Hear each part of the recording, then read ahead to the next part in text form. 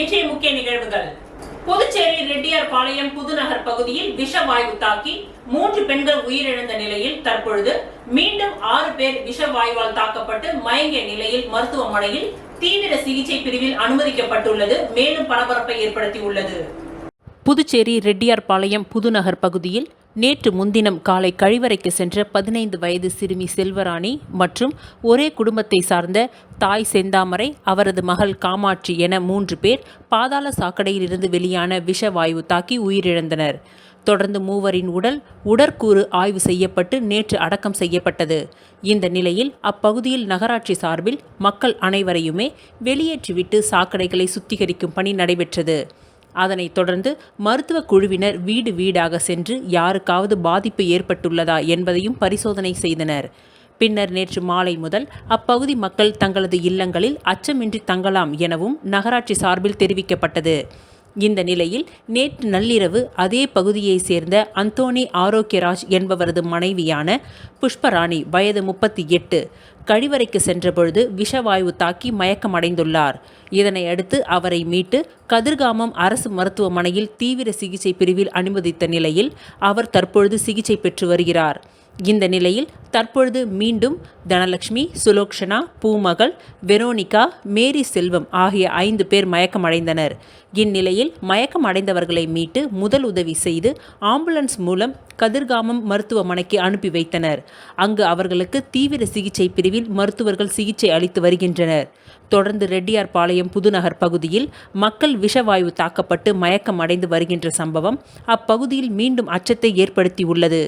இது தொடர்பாக பொதுப்பணித்துறை மற்றும் நகராட்சி ஊழியர்கள் ஆய்வு செய்ததில் கழிவுநீர் செல்லும் குழாய்கள் சரி செய்யப்படாத காரணத்தினால் மீண்டும் இந்த விஷவாயு தாக்கி இருக்கலாம் என கழிவுநீர் குழாய்களை சரி செய்யும் பணியில் ஊழியர்கள் ஈடுபட்டு வருகின்றனர். இச்சம்பவம் குறித்து தகவல் அறிந்து தொகுதியின் சுயேட்சை சட்டமன்ற உறுப்பினர் சிவசங்கரன் சம்பவ இடத்திற்கு வந்தார். அப்பொழுது அப்பகுதி மக்கள் ஏன் கடந்த 2 நாட்களாக கழிவுநீர் குழாய்களை சரி செய்யவில்லை, ஏன் முற்றிலுமாக இதனை சரி செய்யாமல் அரைகுறையாக செய்துவிட்டு சென்றீர்கள் என்று வாக்குவாதத்தில் ஈடுபட்டனர். இதனால் அப்பகுதியில் சிறிது நேரம் பரபரப்பு ஏற்பட்டது. மேலும் இந்த விவகாரம் தொடர்பாக அப்பகுதியில் இயங்கி வரும் அரசு பள்ளி மற்றும் தனியார் பள்ளி என 2 பள்ளிகளும் வருகின்ற 17ஆம் தேதி வரை விடுமுறை அளிக்கப்பட்டுள்ளதாக பள்ளி நிர்வாகம் தெரிவித்துள்ளது. தற்பொழுது வரை மருத்துவமனையில் அனுமதிக்கப்பட்டு சிகிச்சை பெற்று வருபவர்களின் எண்ணிக்கை 8ஆக உயர்ந்துள்ளது. மேலும் இவர்களை முன்னாள் துணை சபாநாயகர் பாலன் நேரடியாக சந்தித்து ஆறுதல் கூறினார். 600-700 வீடு இருக்குது இந்த 6 தெருவுக்குள்ளார. இப்போ பார்த்தீங்கன்னா கொஞ்சம் ஒரு 3 வருஷத்துக்கு முன்னாடி இங்கே செப்டிக் கனெக்ஷன் கொடுக்குறேன்னு வந்தாங்க. செப்டிக் கனெக்ஷன் கொடுக்கும்போது ஜேகிட்ட ஏகிட்ட என்ன பிளான் பண்ணாங்கன்னு எங்களுக்கு தெரியல.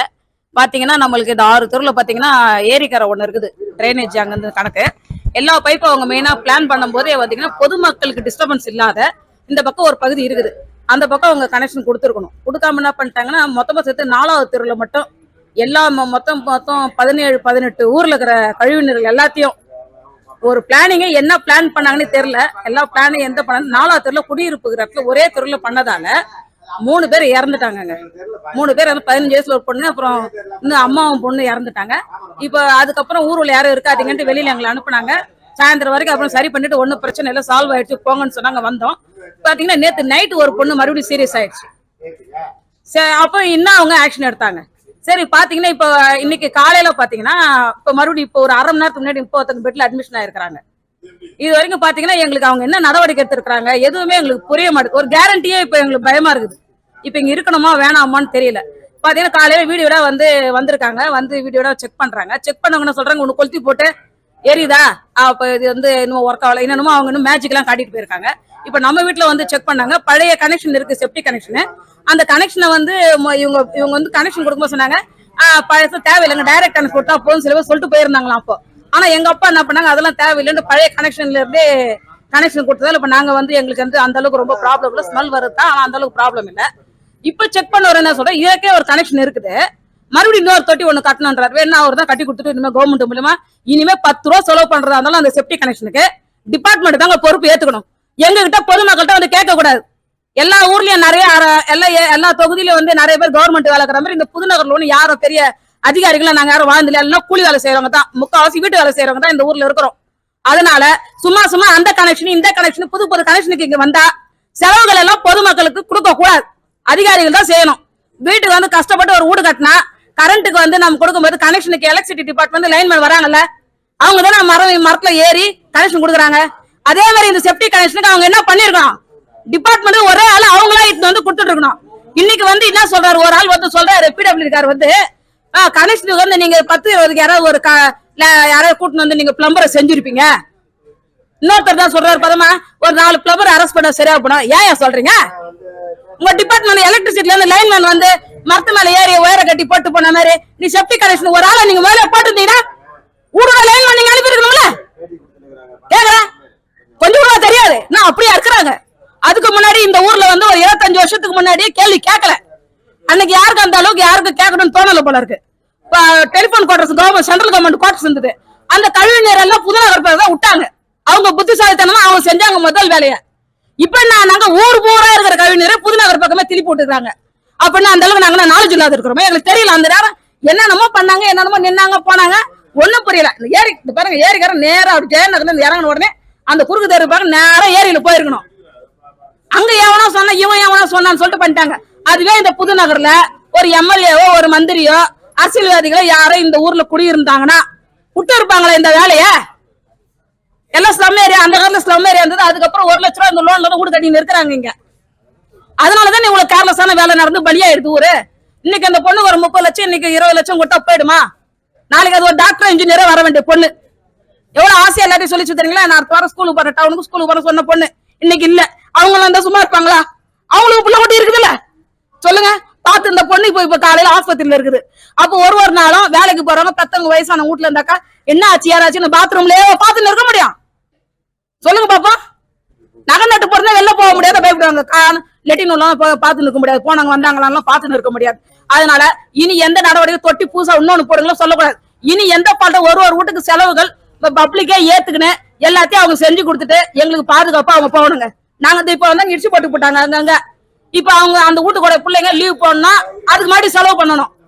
இதெல்லாம் அவங்களே செய்யணும்னு நீங்க தயவு செய்து சொல்லிடுங்க. சர்வதேச யோகா தினத்தை முன்னிட்டு புதுச்சேரி கடற்கரை சாலையில் யோகா செய்யும் நிகழ்ச்சி இன்று நடைபெற்றது.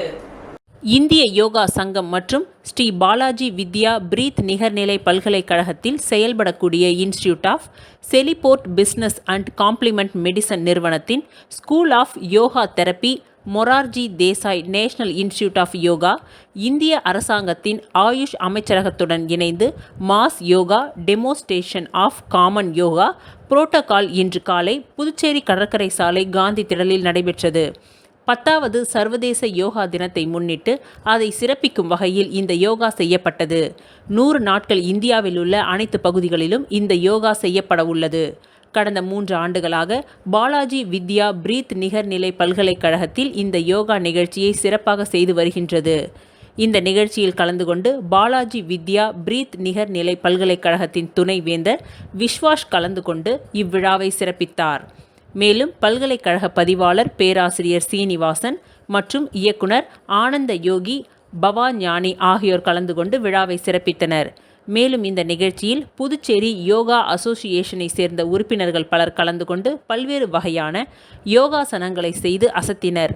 இந்நிகழ்ச்சியில் சித்தர் பூமி யோகாசன விளையாட்டு சங்க மூர்த்த தலைவர் கஜேந்திரன், சங்க துணை செயலாளர் தேவசேனா பாவனா, சங்க பொருளாளர் சண்முகம், சங்க உறுப்பினர்கள் லலிதா சண்முகம், செந்தில்குமார், அன்பழகன் கலந்து கொண்டனர்.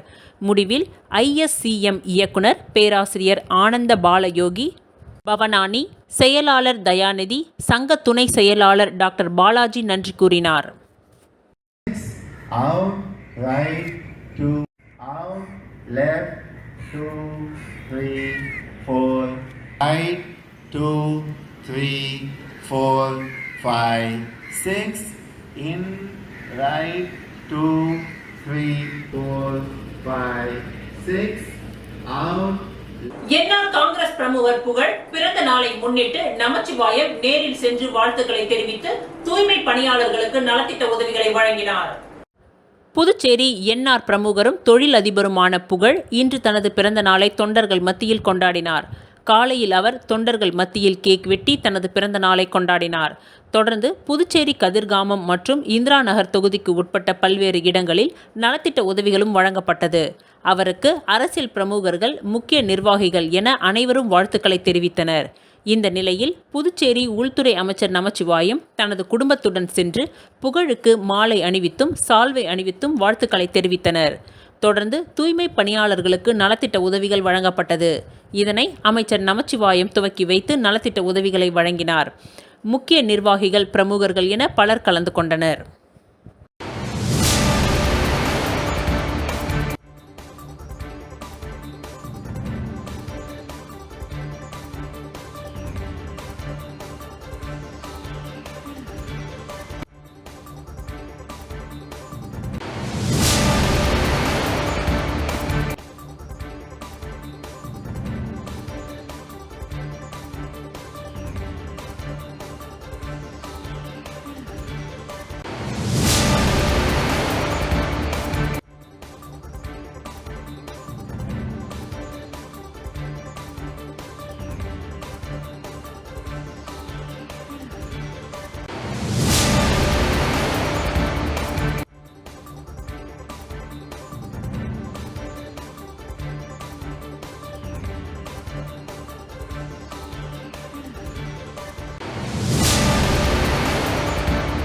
புதுச்சேரி மாநிலம் தட்டாஞ்சாவடி பகுதியில் பாண்டி ஸ்ரீ மணக்குல பவன் 2வது கிளையை முதல்வர் ரங்கசாமி கலந்து கொண்டு திறந்து வைத்தார்.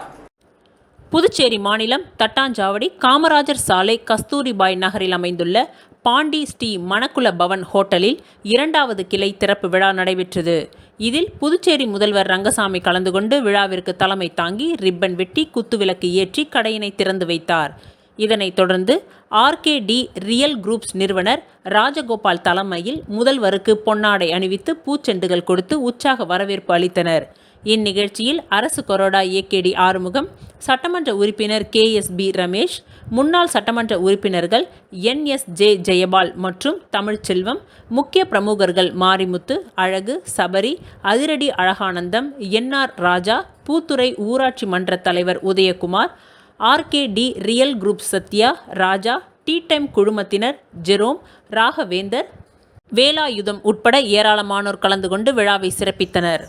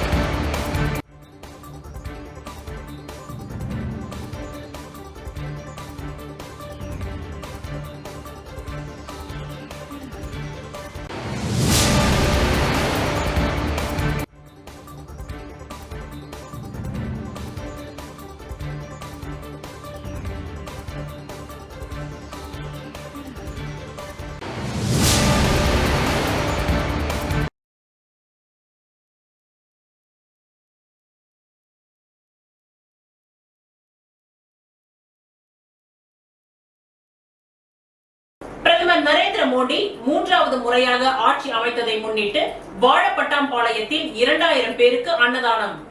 விழுப்புரம் வடக்கு மாவட்டம் வானூர் ஒன்றியம் வாழப்பட்டாம்பாளையம் அருள்மிகு ஸ்ரீ வாழி மாரியம்மன் ஸ்ரீ கோகிலாம்பிகை சமேத ஸ்ரீ கல்யாண சுந்தரேஸ்வரர் ஆலய கும்பாபிஷேக விழா சிறப்பாக நடைபெற்றது. இவ்விழாவில் கலந்து கொண்ட பக்தர்களுக்கு கும்பாபிஷேகத்தை முன்னிட்டு பாரத பிரதமர் திரு நரேந்திர மோடி அவர்கள் 3வது முறையாக ஆட்சி அமைத்ததை முன்னிட்டும் பக்தர்கள் மற்றும் பொதுமக்களுக்கு 2000 பேருக்கு அன்னதானம் மற்றும் 1000 பேருக்கு ஐஸ்கிரீம் பாஜக விவசாய அணி மாவட்ட பொதுச் செயலாளர் குணசேகரன் என்கின்ற மீன் சேகர் ஏற்பாட்டில் நடைபெற்றது. இந்த நிகழ்ச்சிக்கு சிறப்பு அழைப்பாளராக பாஜக விவசாய அணி வடக்கு மாவட்ட தலைவர் குட்டியாண்டி அவர்கள் கலந்து கொண்டு அன்னதானத்தை துவக்கி வைத்தார்.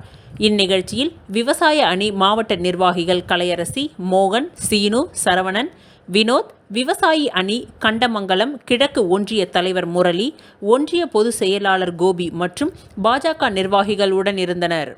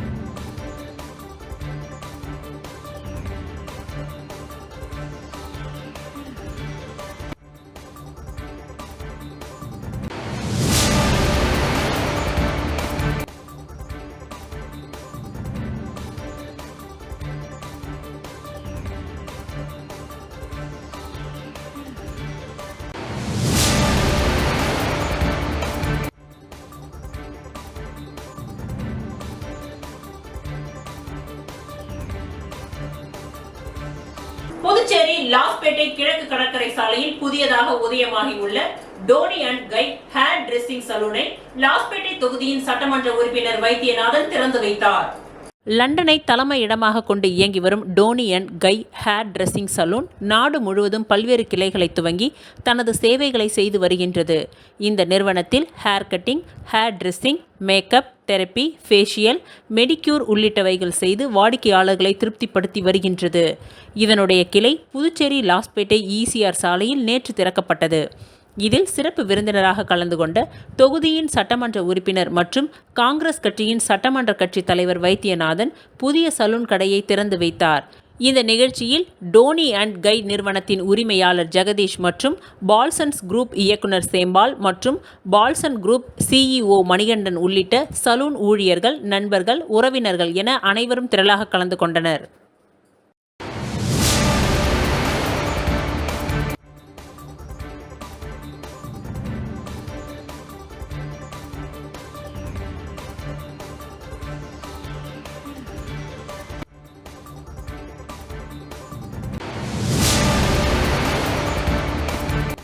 புதுச்சேரி ஆல்பா மெட்ரிக் மேல்நிலைப்பள்ளி மாணவர்கள் 2023-24 கல்வியாண்டில் நீட் தேர்வில் அதிக அளவில் மதிப்பெண்கள் பெற்று சாதனை படைத்துள்ளனர்.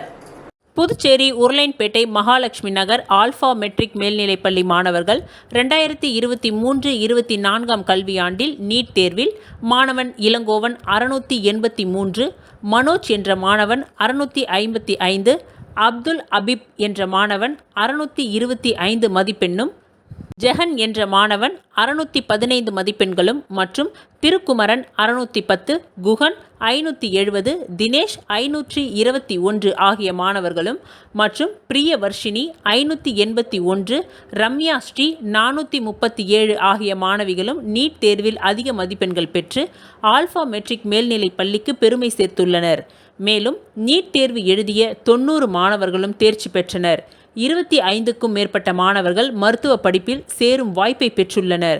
மேலும் ஆல்பா பள்ளியில் 6ஆம் வகுப்பு முதல் 12ஆம் வகுப்பு வரை உள்ள அனைத்து மாணவர்களுக்கும் பாடப்பிரிவின் அடிப்படையில் நீட் பயிற்சி அளிக்கப்பட்டு வருகின்றது என்பது குறிப்பிடத்தக்கது.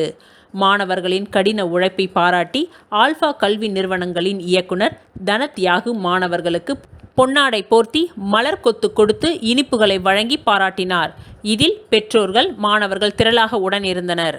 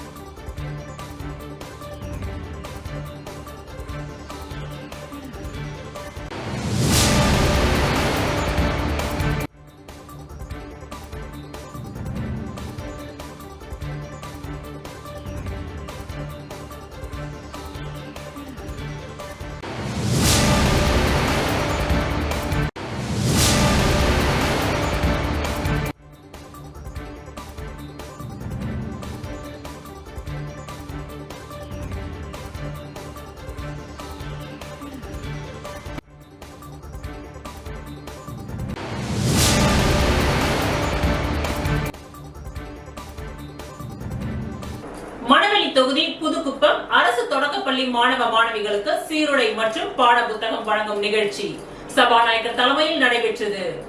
மணவெளி தொகுதி புதுக்குப்பம் பகுதியில் உள்ள அரசு ஆரம்ப பள்ளியில் பயிலுகின்ற மாணவ மாணவிகளுக்கு இந்த கல்வி ஆண்டிற்கான பாட புத்தகங்கள் மற்றும் சீருடைகளை தொகுதி சட்டமன்ற உறுப்பினரும் சட்டப்பேரவை தலைவருமான ஏம்பலம் செல்வம் தலைமையில் இன்று பள்ளிக்கு நேரில் சென்று வழங்கினார். இந்த நிகழ்ச்சியில் பள்ளி தலைமை ஆசிரியை பெருமக்கள், பெற்றோர்கள் மற்றும் ஊர் முக்கிய பிரமுகர்கள் பலர் கலந்து கொண்டனர்.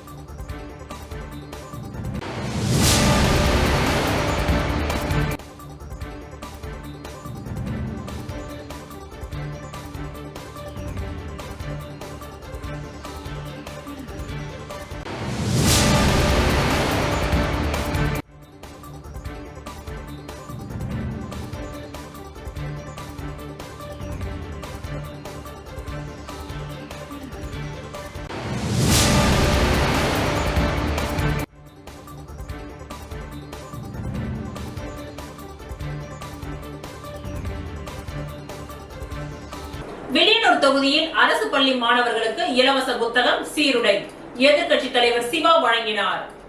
புதுச்சேரி மாநிலம் வில்லியனூர் சட்டமன்ற தொகுதிக்கு உட்பட்ட வில்லியனூர், பெரியபேட், ஓதியம்பட்டு, தட்டாஞ்சாவடி, சுல்தான்பேட்டை பகுதிகளில் உள்ள அரசு ஆரம்ப பள்ளி, நடுநிலைப் பள்ளி, உயர்நிலைப் பள்ளிகளில் பயிலும் மாணவர்களுக்கு அரசின் பள்ளி கல்வித்துறை மூலம் இலவச புத்தகம் மற்றும் சீருடை வழங்கும் நிகழ்ச்சி இன்று காலை நடைபெற்றது.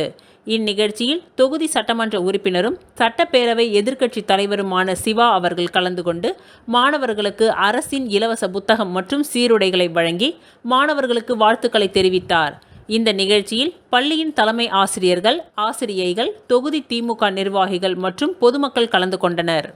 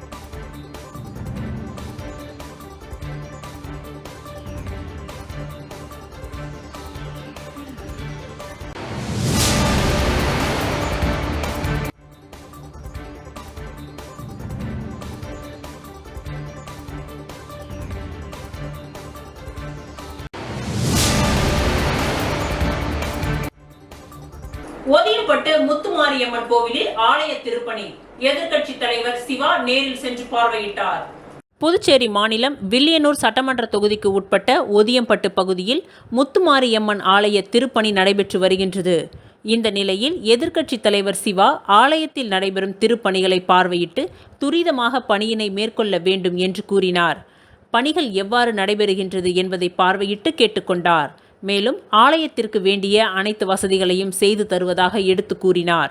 இந்நிகழ்ச்சியில் ஊர் முக்கிய பிரமுகர்கள், திமுக விவசாய அணி அமைப்பாளர் குலசேகரன், பாலு, மாரிமுத்து, ஏழுமலை, ஆனந்த், விநாயகம், செல்வராசு, திருவேங்கடம் மற்றும் ஆலய நிர்வாக அதிகாரி பர்குணம், ஊர் பொதுமக்கள் பலர் கலந்து கொண்டனர்.